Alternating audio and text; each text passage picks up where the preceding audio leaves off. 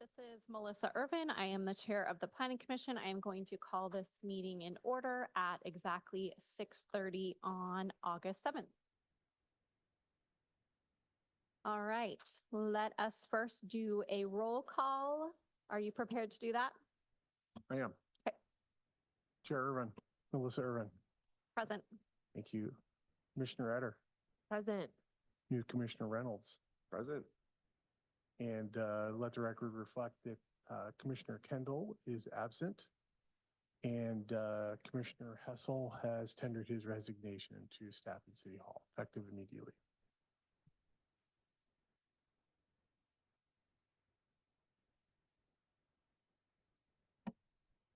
Okay, before I move forward, are there any changes to the agenda? Nick? So, yes, we are not going to approve the Planning Commission minutes because legally you can't. This is a work session, Okay, right? And so can't make any decisions at a work session or formal decisions.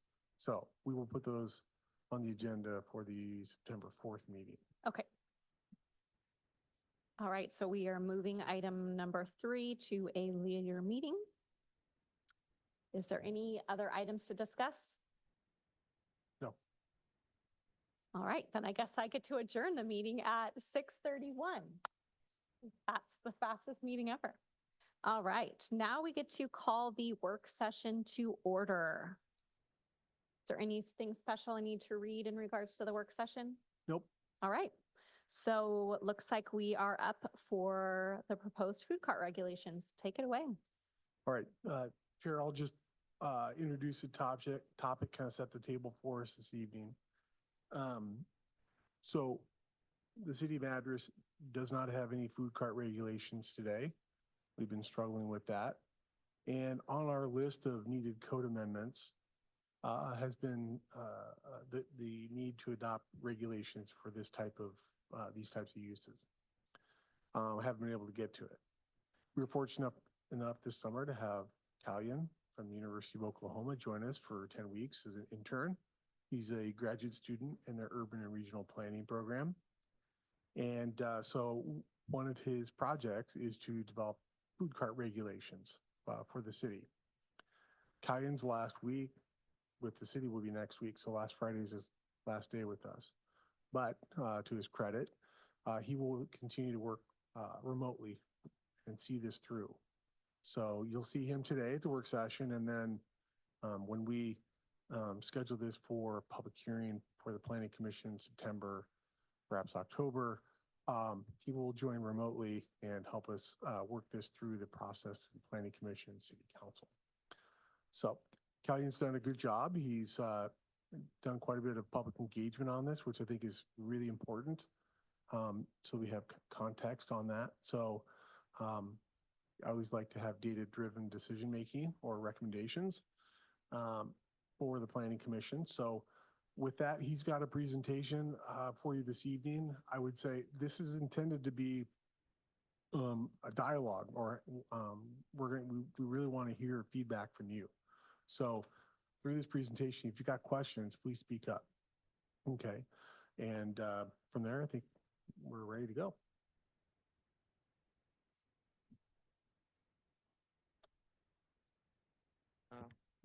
Good evening, everyone. So this is, sorry? Okay. Is it fine now? Okay, thank you. So yeah, I would like to thank everyone, Planning Commission, and also the staff, and also the public who was very helpful while providing the feedback. So I would like to start with the purpose of the whole meeting today. So we'll be discussing the proposed food cart regulations for the city of Madras. So the goal of these regulations is to promote safety, fairness, and also community vitality while supporting local food businesses as well. So we'll begin with the overview of the research that I have done, research background, and also we'll move through concerns that the city of Madras is facing because of the food carts, and the current status as well, and also discuss the proposed regulations, and also review the feedback, analysis, and also the compliance plan as well. So to begin with, uh, so so yeah, begin with the research background. So I'd like to start with objective. So the whole objective of the project is to like the objective is to like to access the current status, and also the concerns related to the mobile food units, and provide viable food cart regulations for the city of Madras, which helps the community in a very good way. So related to that, I have like researched a lot of other cities, food carts, regulations, and also the other best practices. So I drafted a so based on these research, I drafted a regulations that would be like that are best fit for the city of Madras in the city's context. And after that, I have like conducted like multiple public outreach activities in the fair, and we also conducted the open house the last Wednesday. So we got like a very good feedback, very good response from the public. We almost collected like this we almost got like about 173 responses from the public, which is like decent, like very good. And yeah, so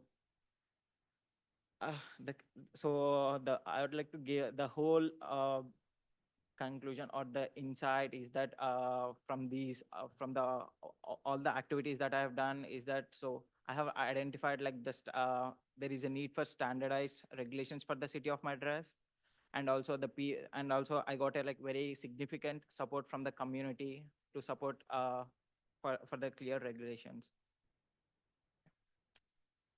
So I'd like to start with the current status. As like the currently the city of Madras doesn't have any regulations. The people right now they just have to take the business permit from the city, and they can run everywhere. Currently, that's the scenario. So, and also the primary concerns is, when with the food carts that the city of Madras is facing, along with the people, is that the first concern is like the health concern. So some operate food without any food handler permits or any authorization from the county health department as well. So, and another thing, as I just mentioned, which is like the limited or no regulations. And yeah, and we can see like there are like very lot more pop-ups in the city without any business permit and without any health permits. So they just pop up with the food prepared from their households. They just run it for a couple of hours, then they just disappear, and they appear again at another place somewhere. So which kind of results in like economic balance for the restaurant businesses, for the businesses who are running in like very long term.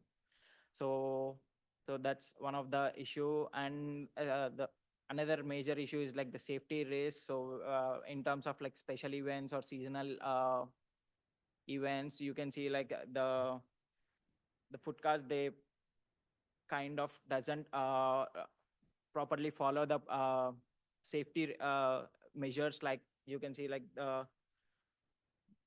the electric wires, or also the amenity, the basic amenities connections they have, they just leave it open to the public. So which is like a potential hazard. Uh, so these are like the few concerns when it comes to the mobile food units in the city of Madras. So this is like the public outreach plan that I have like prepared and like followed to conduct the public outreach. So the first event, the first activity that I have like set up a booth at the Downtown Association event and on the July 13th. And we also published a digital online survey through social media through social media channels. And also I have like and we also set up like another booth for the 4 whole days at the Jefferson County Fair as well. And we also talked with, so during the open house, we also talked with a few, like couple of property owners and also food vendors to understand like what do they feel about, how do they feel about these regulations. So we were like providing them the drafts whenever they were giving us the responses, so that they are doing it with the idea of like what the city is doing for the food carts. So yeah, this is the public outreach plan. So I would like to start with the survey results, the responses I've got. So these are like the few analytics shown in some beautiful graphs. So you can see like the majority of the respondents were like the residents, and there were like few of the business owners, and there are like few the there are other category as well, which are like most of them were like the people who are not from the city, but they are from the county, or they are like few tourists as well. So it is also like very important to consider those aspects, like those categories of people, like because tourists, they're like, since like Madras is like the biggest city in term in the central Oregon, like especially in the Jefferson County, you can see a lot of people, migrating people, traveling people. So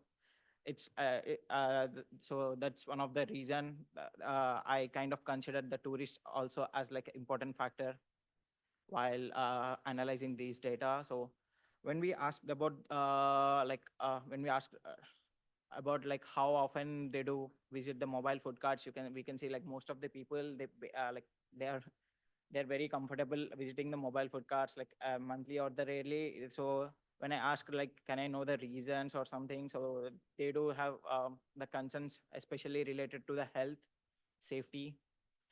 So these and also the aesthetics as in some cases. So these were the major concerns. So so, and even while drafting the regulations, I have focused. I have like we have drafted the regulations focusing to resolve these concerns. So maybe like it would be like a very helpful for the food cart owner to like uh, change these dynamics from monthly to monthly or daily to like to they can shift to the regular basis. They can visit their food carts regular basis if they like incorporate, if they follow these measures, the proposed regulations. So and we also asked them like how important like the health and safety in terms of like food carts for them. So you can see like almost like 80%, 80 to 85% of the like, you can see like 90% of the people, they do feel like it is very important. And yeah, and when we also ask like what are the major concerns, like multiple concerns they do have as with the food carts, we can say like the majority of the portion. So the majority of the respondent, they do have the issues with health and safety, aesthetics, cleanliness, and also like the traffic and congestion in cases. So the cases may be like the seasonal cases or the special events cases as well. So yeah. So like, and so as I mentioned you earlier, so we were also providing them the draft of the regulations. So so they were reading it, they were finding it like very that's a very good move from the city.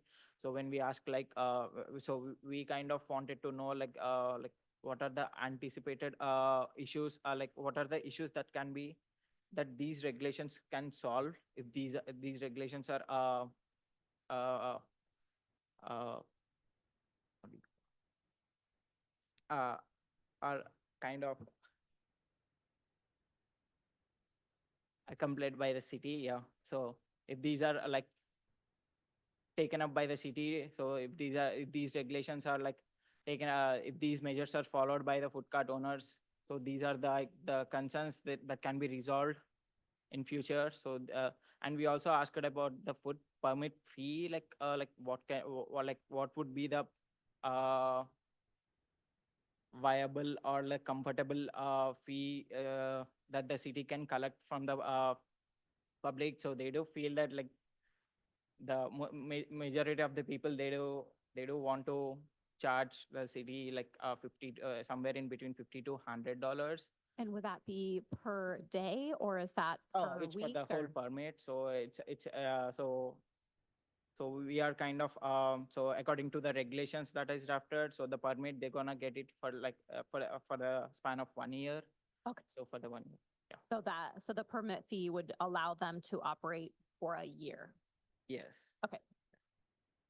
And this doesn't account for cost recovery. Yeah, it's not, So it's just, just plainly asking them, what would you want to pay for a fee? And actually, this is somewhat interesting that 13 people said more than $250 because frankly, I Yes. thought less than 50 would be, they are not. yeah, yeah. They are not. Yeah. So it's just it's one perspective, right? And Yeah. so there's a couple different angles to that. Okay, so this is in addition to the already business license that they're getting. Okay.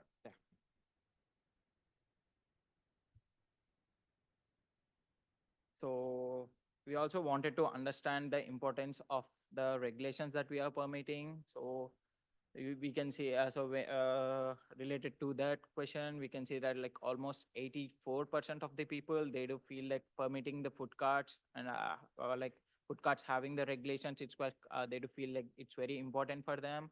And yeah, and based on the draft we have submitted, so they are like almost 70% of the people, they do support these regulations to be implemented, to be incorporated by the city to the development core. So yeah, like the whole, the overview of this whole analysis is that we like, I do got like a really good support from the people to regulate the food carts in a better way. So based on the best practices and also the research I have done, so like we would like to differentiate the food carts that are in the city. So they're into like two categories. One is the individual mobile food carts, like we can say it like mobile food unit. So which is like independent, like it can be anywhere, like within a property. But and the another category is like the mobile food unit pod. So which the pod in the sense, so it's an area or the property which has like 3 or more mobile food units which are operating collectively. So we can see like these things in like bigger cities like Portland, like they do have like more than like 3, like you can see like 10 food carts operating in the same property. So yeah, it's so it's that's the reason why we categorized into two things. So these are the regulations, like the major highlights of the proposed regulations related to the mobile food units. So the general requirements talks about the permits that are needed for the mobile food units to operate, and also the siting. So the detailed, the detailed regulations are available in the draft that are provided. So you can check. So I just want to highlight, focus on the highlights for now. So it talks about the siting, the orientation, so the minimum setbacks that it needs to follow, the minimum health measures the food cart needs to follow, and also the basic utilities like the electricity, the water supply, and the sewerage, how they are disposing the sewerage. So it basically regulates the whole basic, all the minimum requirements that is required to operate the food cart in a better way. So these are the few highlights related to the mobile food units. Then you go back to the. So there will be so there are like few changes when it comes to the mobile food parts. You can see that the food pod, it also needs to get the zoning review as well, apart from getting the site plan, building permit and everything. So other permits, it does need to get the zoning review, like zoning permit as well. And also it does need to have the space for seating areas, everything. So, and it should have like clear exit, entry and exit points. So, and it should like have a clear set of setbacks from the property, surrounding properties as well. Then moreover, the parking requirement, it follows, it just complies with the current current development parking standards of our city. So it's Yeah, even it also talks about the minimum utilities and amenities that a pod should have, like the water supply, the sewer, electricity connections, and they should be like away from the sidewalks, so they should be like hidden from the people's pathway, everything. So, and since the pod in the sense it does have like three or more units, it also they need to make sure they do provide restrooms or trash and recycling bins as well, along with the seating area. So these are like the few highlights that are related to the mobile food unit pods. So by like, so these are like the few benefits by regular that are achievable by regulating the mobile food units. The first thing is like ensuring the food having in a hygiene and safety in a hygiene and safety way. And so by streamlining the and also like incorporating these regulations, we also like streamline permitting process, addressing like illegal operations as well. And yeah, by following these health and safety measures, the residents, the customers gets trust in food quality and safety as well, which improves the economics of the food carts and also the city. So it also supports local entrepreneurs and job. It also results in job creation as well. As I mentioned earlier, like because of the pop-ups, there has been like economic imbalances. So it also brings out the fair competition between the food cart businesses and also the uh, restaurant businesses as well. So, and yeah, I forgot to mention something. So the food cart, the draft of these regulations, it also talks about the aesthetics a bit as well. So the orientation, how the food carts need to be oriented, and the minimum space they need to allocate for the public, and also the seating, everything. It also helps us to uh, get better community aesthetics as well. And one of the major need for the community of Madras is like they do need like more dining options. So with the help of these regulations, I think like there will be like increase in diverse dining choices for the community. So yeah. So as I mentioned you earlier, as a part of the public outreach plan, so we have like conducted an open house here at this council chambers.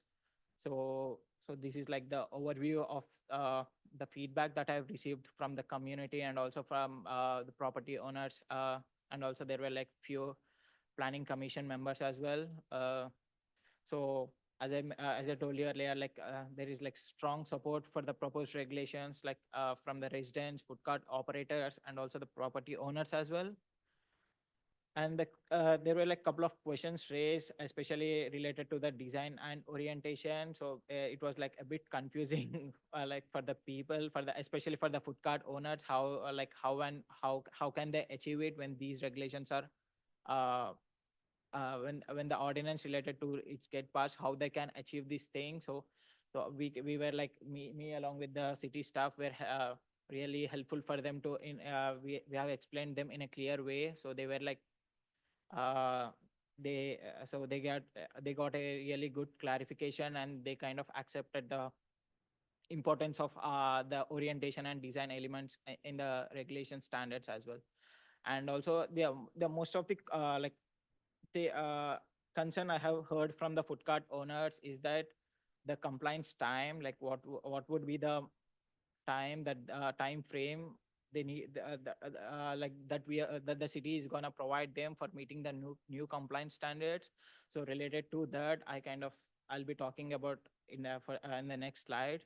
So overall, as a the thing I've been keeping on saying this. So it's like we got a positive response from the public, from the different categories. So coupled with the desire for clear timelines and guidance on compliance. So these are so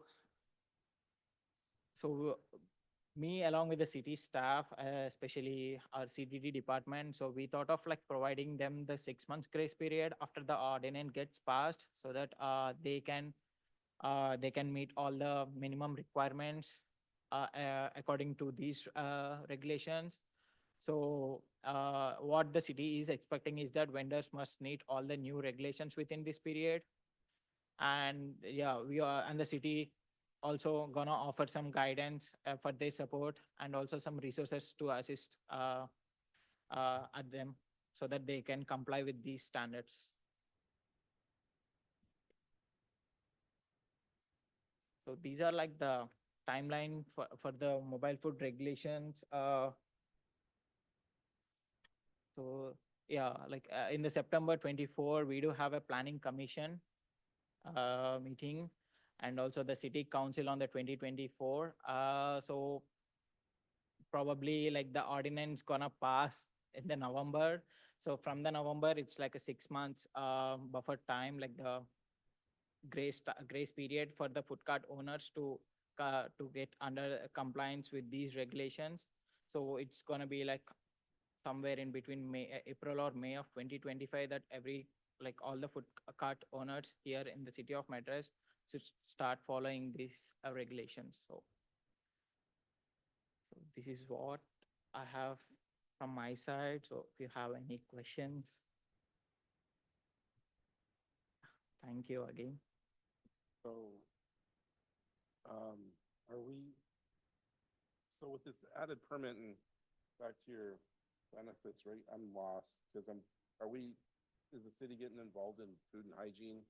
Like, no, No, no, you, this The- is just the benefit that we get from no, no, implementing this? yeah, you have additional assurance Okay, that through the permitting process, these mobile, food units are gonna get properly permitted, right? okay. They're still having to pull like a permit from the health department, right? There's some that just come in, I mean, quite So what- honestly, on C and 4th Street, behind the Madras Pub, Yeah, they come in and out of there. I don't know if they're being inspected or not. okay, but are they pulling a health permit from? I don't know. That's what I'm Jefferson saying. I County do Health not know. Department? Okay. Is there any requirement to keep on file for these pods, okay, a lease? Like as part of your getting your business license or getting this enhanced? Could we make that? You know, you gotta have a lease to get, so we know Well, I where mean- you're at. Well, I So mean, these pods come in, you don't, like you said, you don't know, they're there one day, they're gone the next, or they're maybe on some other lot.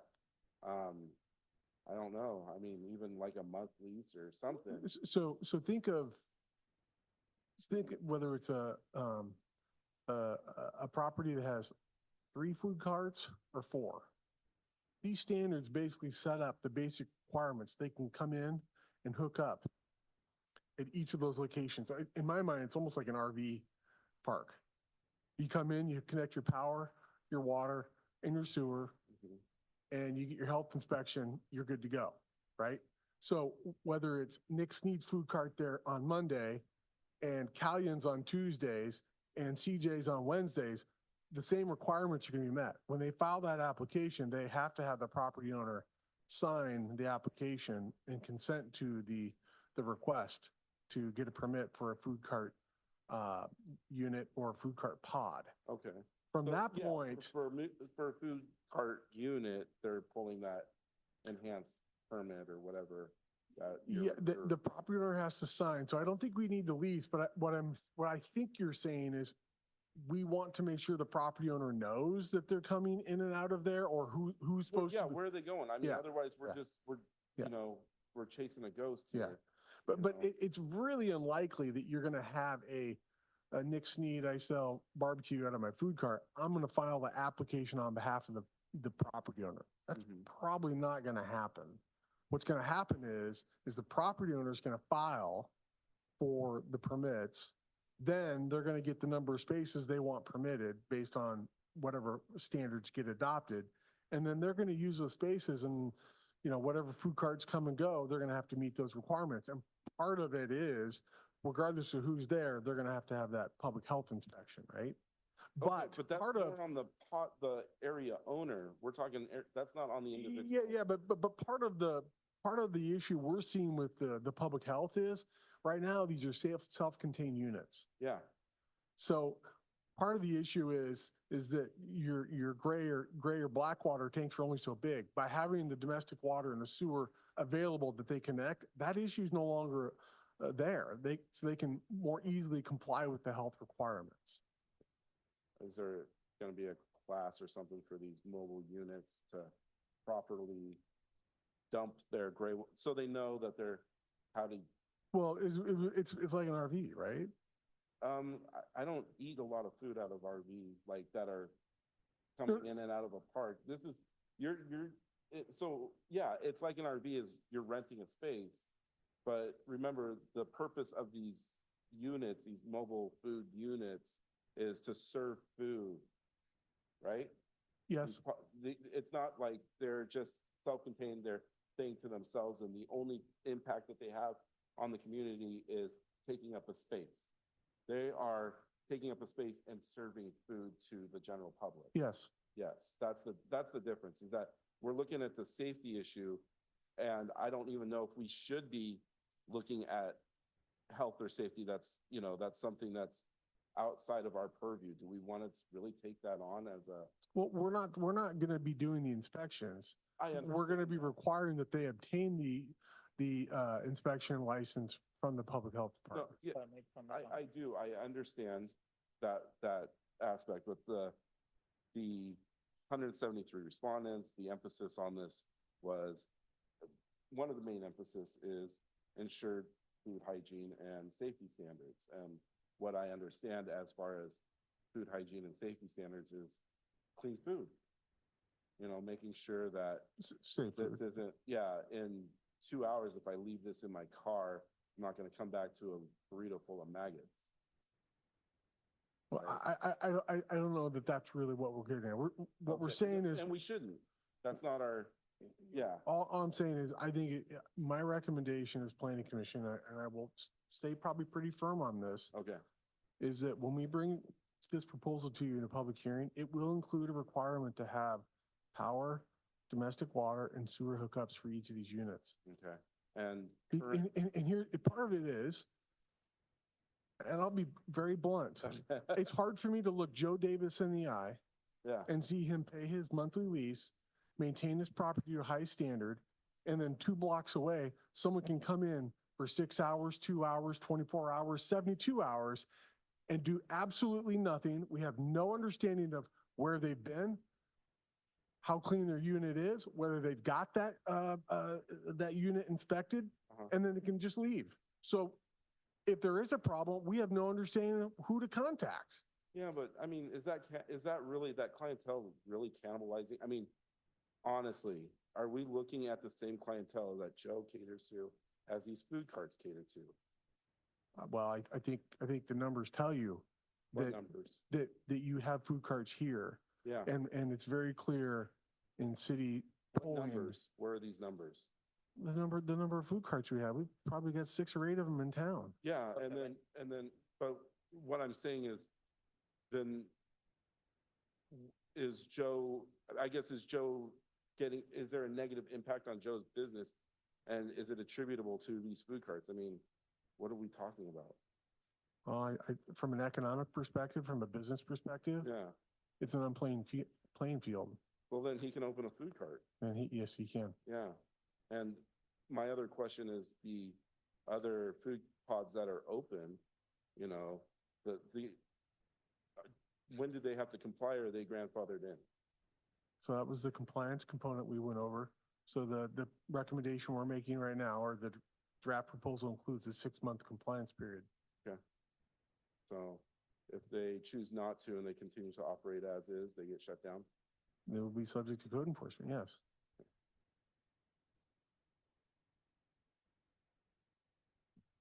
Well, I guess I see this as a positive move as far as trying to come up with some regulations right now where there aren't any.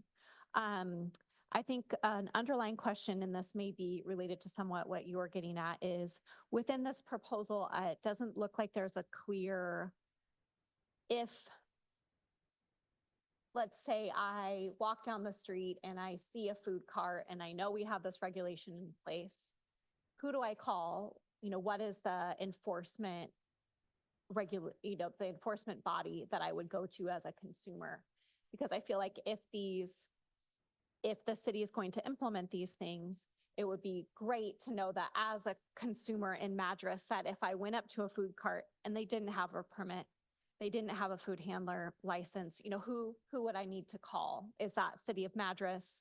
You know, because I think just making sure that that is clear in these regulations, that there is some type of enforcement Yeah. mechanism. So we have enforcement provisions in the development code already, and they would exist. So if there's a problem with it, you would call the city, right? Okay. We'll determine the appropriate body to determine whether there's a violation or not, maybe city staff, Okay, based on a development code requirement. If it's a food safety issue, we'll call public health.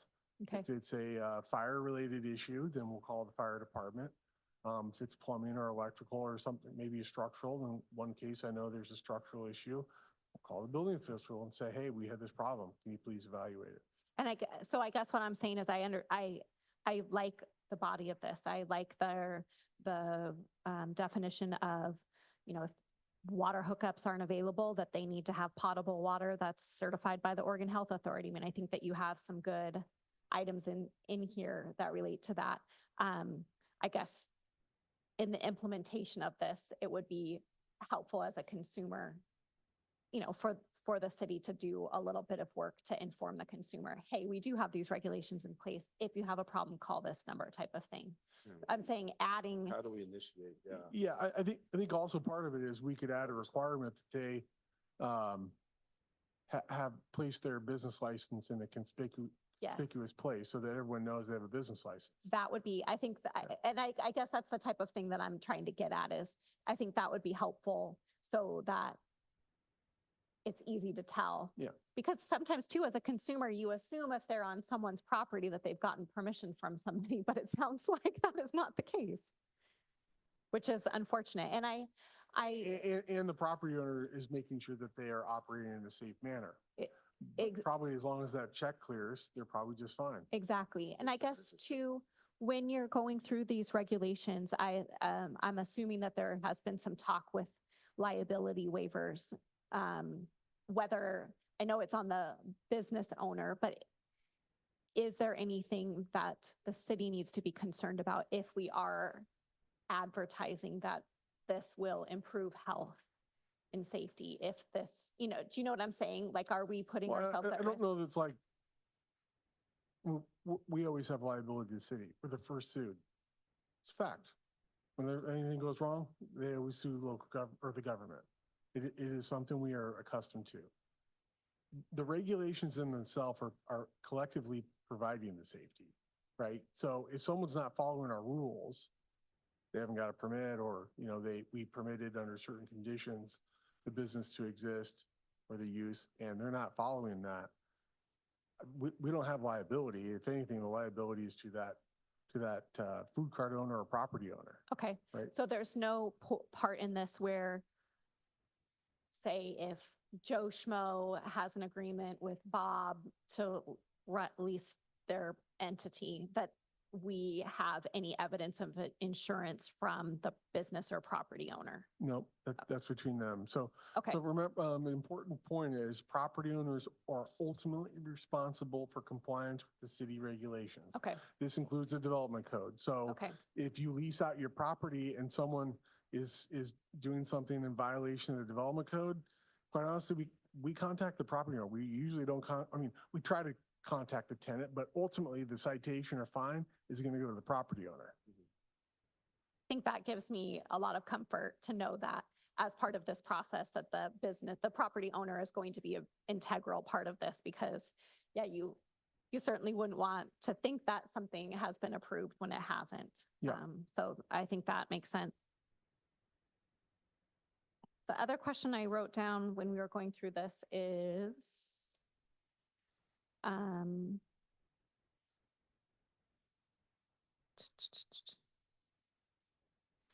As far as the fair competition goes,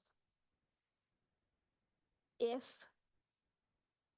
someone is, let's say, operating a food cart across the street from Midtown Coffee, that is a coffee place, in this design or in this review criteria for the permit for that particular property, is the type of use reviewed and how close it is to an existing brick and mortar store? No, it is not. I like it. Uh, Can we say that? That was good. Yeah, no, that's something that's not within the city's, I suppose we could, our city attorney would say he would not recommend that.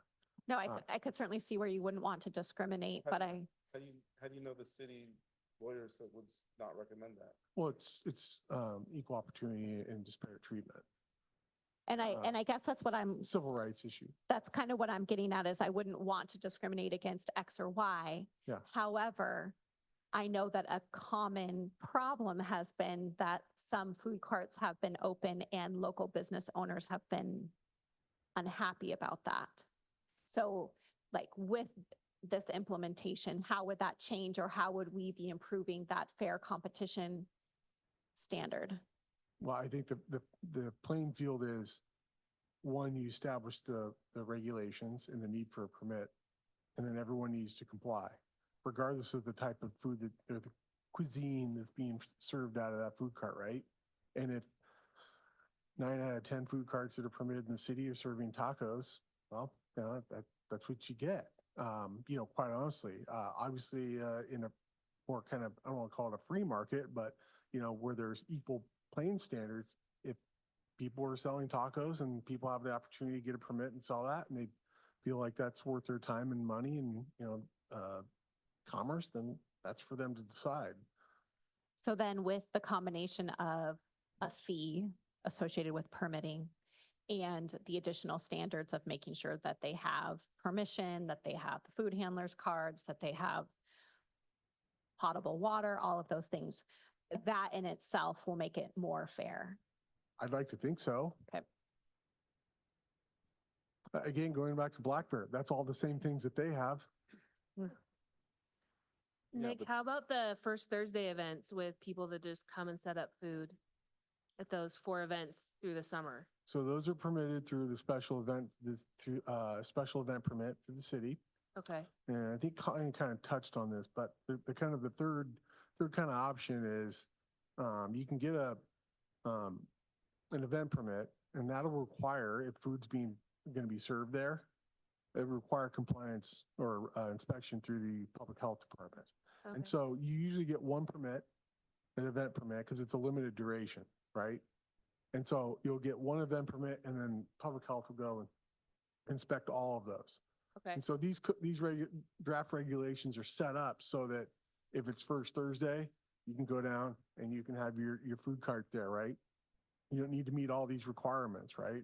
It's just a, you know, a limited duration event. Similar but slightly different. We've seen it, at least I've seen it personally. You have a park and someone has a birthday party and they say, oh, I really want to have, you know, whatever food cart come and serve food to all my friends and family at this, you know, birthday party.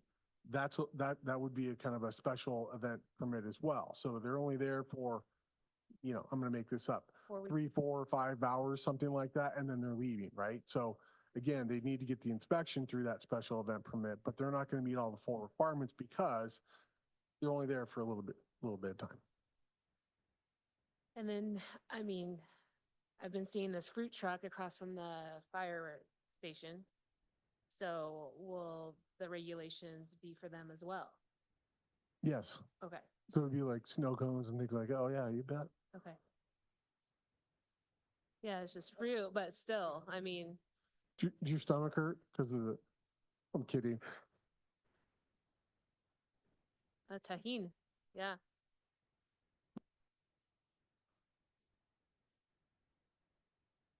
But again, I think that's exactly what we're talking about. So people just pop up and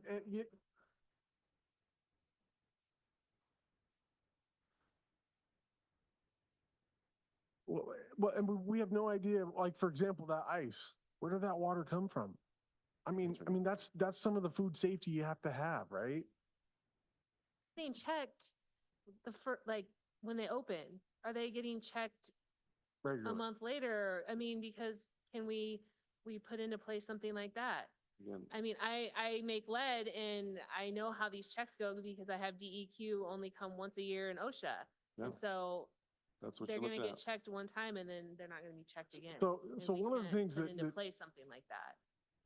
yeah, that's a really good point. One of the things I'm really struggling with in these draft regulations is, so we're talking about in one case, for a mobile food unit to have an annual permit, right? As an administrator of the code, I'm not really excited about reviewing permits every single year.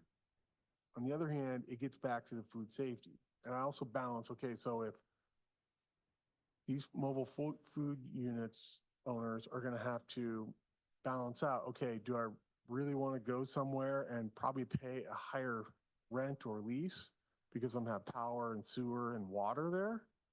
Versus maybe I'm not gonna do that. It's a high cost. It's only for a year.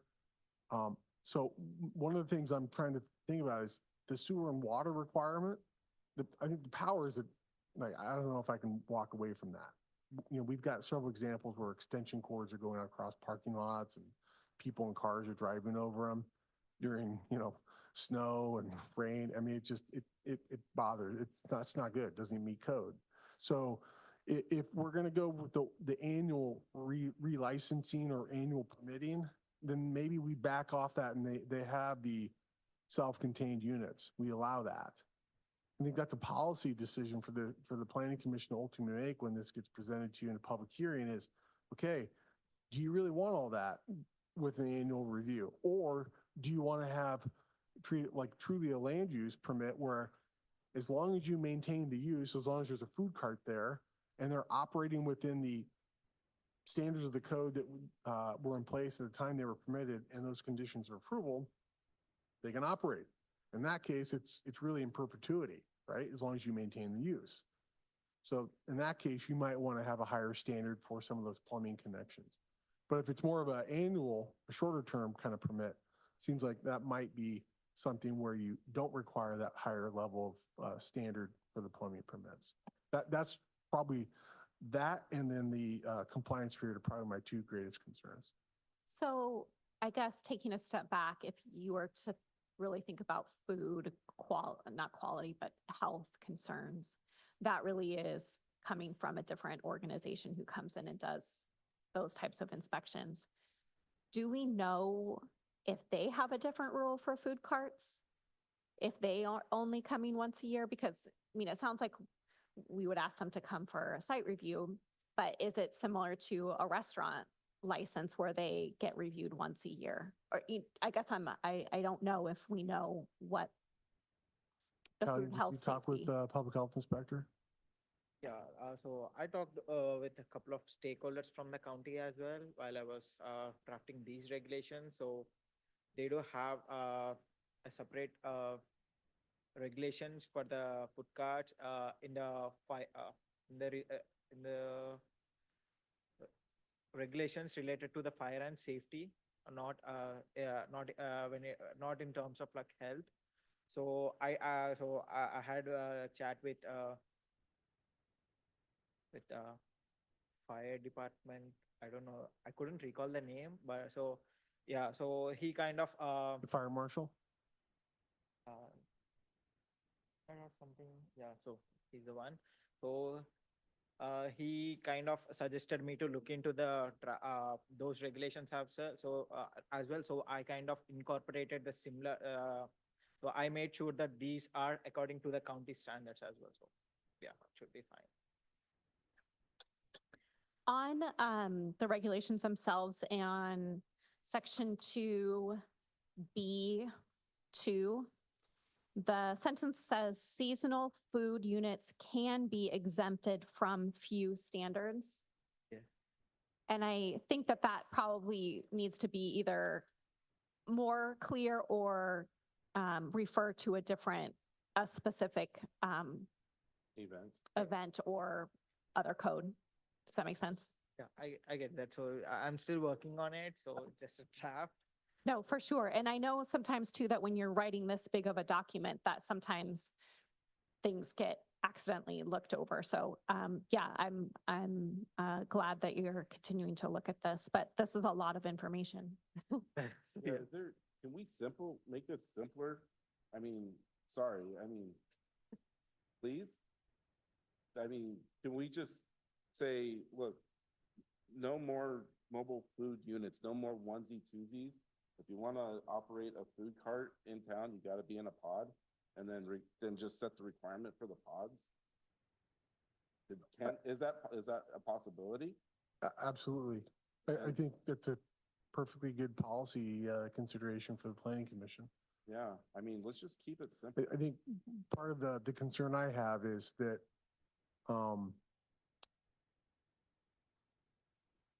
you may have that requirement. So the food cart pod has higher standards Mhm. for that development. And if you had a property owner that, wanted to have a food cart there, but only wanted one instead of all three, They could? they still have to meet the standard, right? That property owner, quite honestly, may not be able to meet the standards. So think of a smaller property, right? More of in a downtown area. I was also thinking of the food cart, up, Taqueria, the. next to, New Basin. Okay, So there's one food cart there, right? Yeah. They may not want to have three there. Or there's two there actually now, right? You may not have a third. So but these standards they're going to have to okay, be that's met whether arbitrary there's how many three they or. actually have. If they're set up for three, then they can be set up for three. If they've only got one filled, then they've only got. No, well, I guess let me say it differently. They may not be able to meet the development standards. So the hook, as it's drafted now, Mhm. the power, the sewer, the water, separate hookups for three, plus the parking, plus the recreational amenity, plus the seating. Mhm. You may have a site that may not be able to meet those standards. And so the only way you can issue the permit is they meet the standards. Mhm. Or they open a restaurant.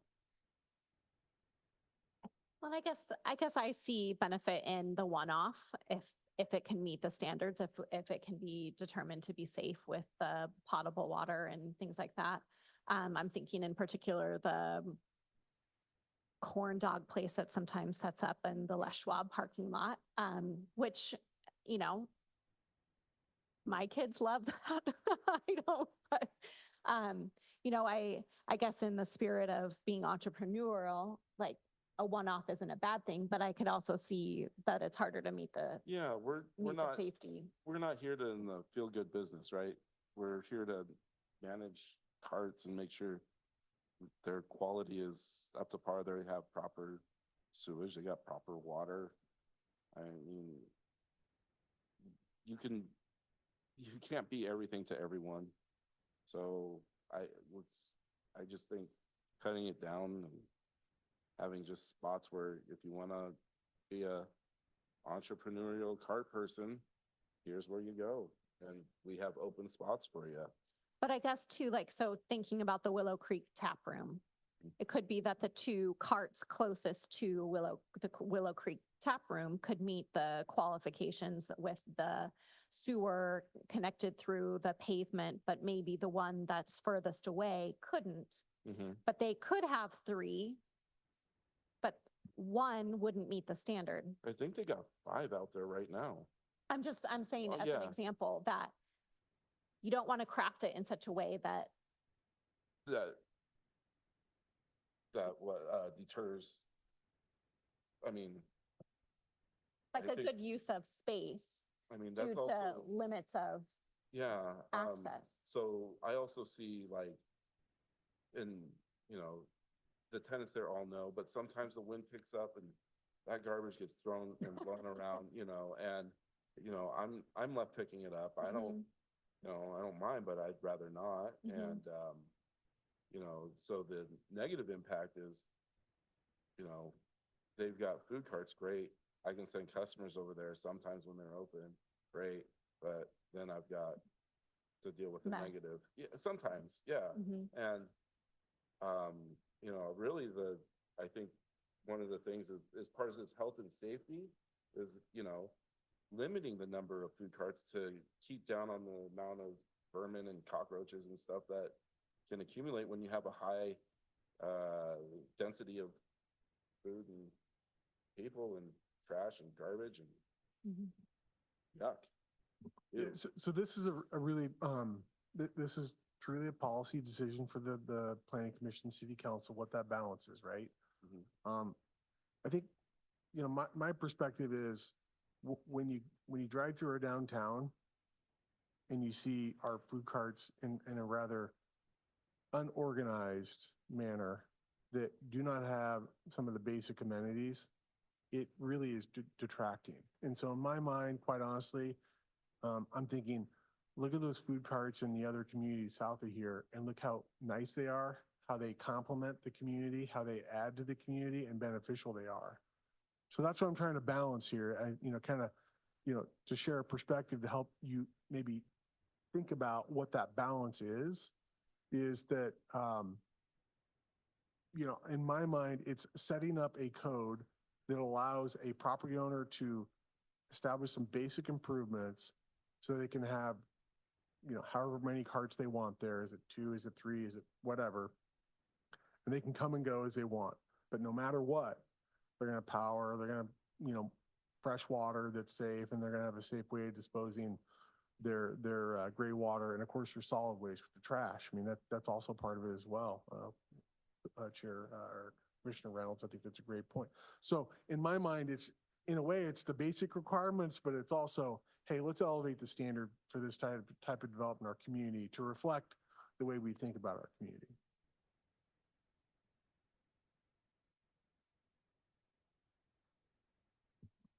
We need good food too. Like, can we interview Yeah. these food trucks before they start making their food? Because Look at that. the We need food good carts food. south of here are really good. Yeah. And then our ones in town just aren't that great. I am a foodie. I want good food trucks here, you know? Mhm. Yeah. I That's my second rant. that. And I think part of that is, you know, that's something I can't necessarily kind of quantify or ascertain is how much does the physical environment of that food cart kind of pod really add to it? Because when I take my family to some food cart developments, it's like there's plenty of places and things to do for the kids Right. with the adults. There's, you know, a proper bathroom there, all those sorts of things, right? Makes me want to go back. I don't, other than the food and the service, I have no problem going back Right. there, Was right? that Yeah. experience at a food unit or was that in a pod where Pod. that was in a pod? Pod where you have your animal with you that you can bring, and you Yeah. have the misters going, and you have some really great food to choose from. Yeah. You know, you have 4 or 5 trucks to choose from. That's what we need to model it after. Or aim for and try to get that type Yeah. of, you know. And we need diversity in the food. We just don't need 9 taco trucks, you know? We need Thai food and Asian food and Indian food and all different kinds. That's But why- we're getting there. I know it's That's why it's- Clifford and I were remembering Dosa Yes. Jacobs. So God rest her soul. She's done great things for the city, but You don't She had need a similar another Mexican restaurant. That was Dosha's favorite. Yeah, but anyways. No, I think all of that sounds awesome. I think that the market is going to have to decide Yeah, which carts come here, but I think if we can build a good house for these things to come to, that makes sense. And I like the idea of somehow advantaging the mobile food cart pods yeah. versus a single units. Can we do that? it gives you more Can we- choices. Can we pick a favorite and like be mean to the other one? Well, for and kids. maybe you do it that a single use application is say $100, but 2 units is 125, or you know what I'm getting at, that there are some ways from a fee standpoint yeah, that you but I could. don't necessarily think the fee's the issue. What I'm seeing the issue is the difference between the single versus the pod. That pod, you're gonna have a much greater level of improvements associated with that great. right? Yeah. Than otherwise. So full disclosure there, whether you think that's a problem or not, I'm just saying that, so when you set up a place for food carts versus one, you got to have the parking, the seating, we're asking for You don't have to have recreational parking. amenities You don't have to have parking. If it's what- in the downtown. in the underlying zones, yeah. Okay. But, like, Up at New Basin, usually, cause that's right by us, there's two always, but Whiskey Pie is only open 2 days a week or whatever. But Teresa's there, with Teal Rose every day, and that's great. So there's just one, but in that area, it's nice to have that one. But downtown area, it's nice to have 4 or 5 to choose from and have them all be open. They need to be And in open on one spot. Sundays too. There should be regulations on time because driving through town on Sunday when everyone's coming through and then nothing's open is ridiculous. Yeah, I think that's, a kind of a step beyond where our authority or probably where I think, staff and others, including the city council, will want to go. I understand the concern. I just don't have an easy answer for you I know. within the authority of the city.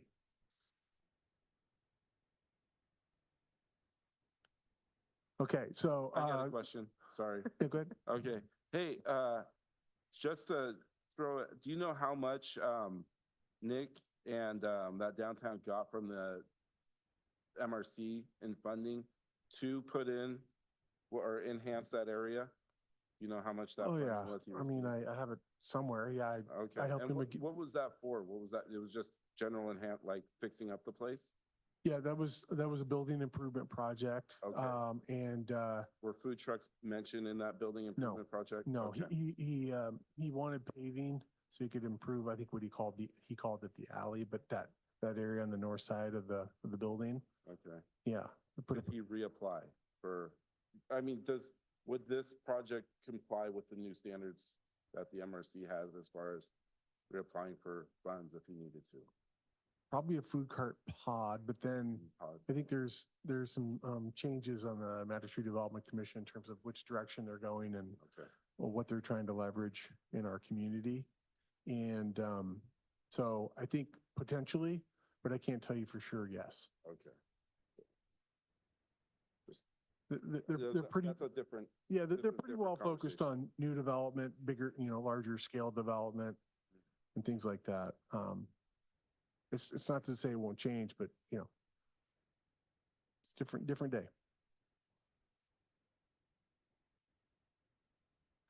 So Callie, my takeaways are, we need to connect with the public health, environmental, inspector. Max, let's have a real good conversation. And by the way, he also inspects for Deschutes County. He's actually an employee. I think he does all three. Yeah. So he's super experienced. He knows all the stuff. So we need to have a convo with him, especially on the plumbing side, right? And then I think we need to start thinking about 1 versus 3, maybe there's ways we can incentivize through the code to have a pod. So we need to be thinking about that as well. Yeah.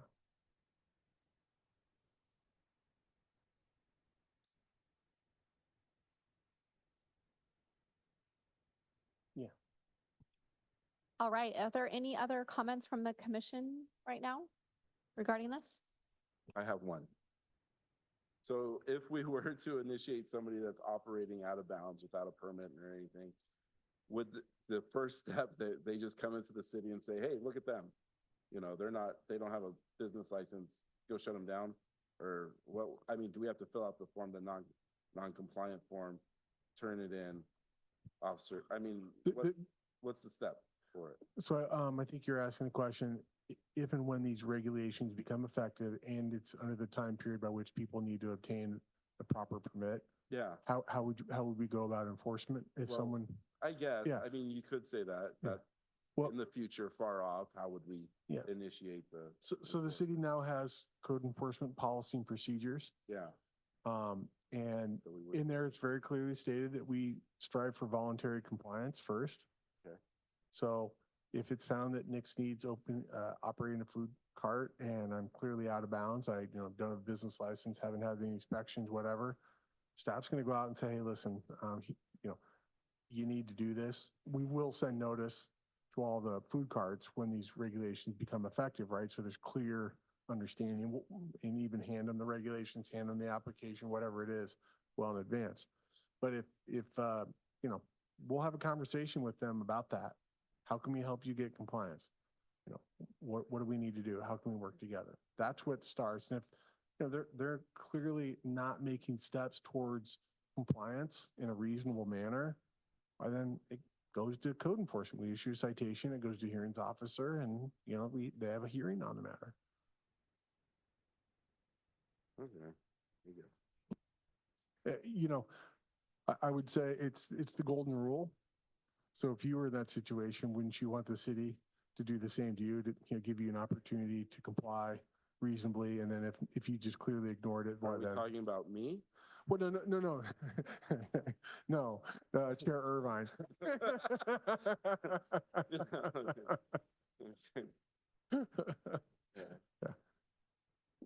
We try to provide opportunities for compliance rather than just issuing a citation and say, oh, we'll see you in a hearing.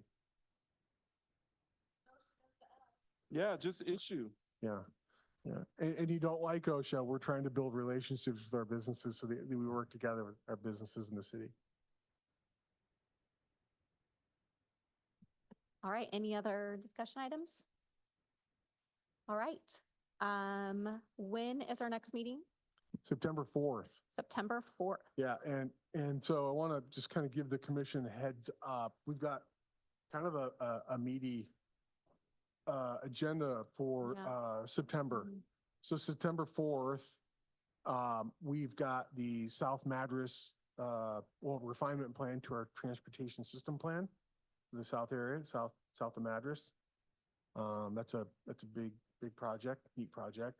And then on the 18th, your second meeting, we'll have a joint city-county planning commission meeting. So likely have that here. So we'll have the county planning commission as well. And we are considering a urban growth boundary amendment. Okay, And then we do need to also present a code amendment related to master plans. the September 18th meeting. Yes. Yeah.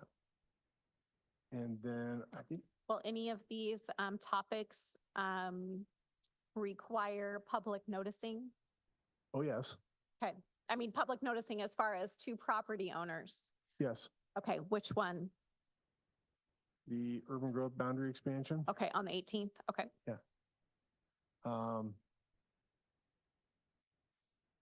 No. Yeah, 18th. Okay. And then, yeah, that's it. The other two are legislative, so it's Okay. not required direct property owner Great. notice, but just general notice, Okay. newspaper, things like that. okay. And will the letter that goes out related to that be similar to the one that went out like 2 months ago that caused some hiccups? I mean, I'm not sure which one you're referring to. We send out notices all the time. The one, I think it was the change in value letter that went out. People here? Oh, the one with the Measure 56 notice, yes. Our super conservative interpretation by the city attorney, no. Okay, thank you. I just wanted to know if I should Yeah. make sure I drink a lot of coffee beforehand. Yeah, no, I don't think so. One of the things, so the code amendment that we're talking about is intended to provide more flexibility for master planning on steeper slope property. So I would argue that to be more flexible and not require that. Okay, Yeah. great. Thank you. Anything else?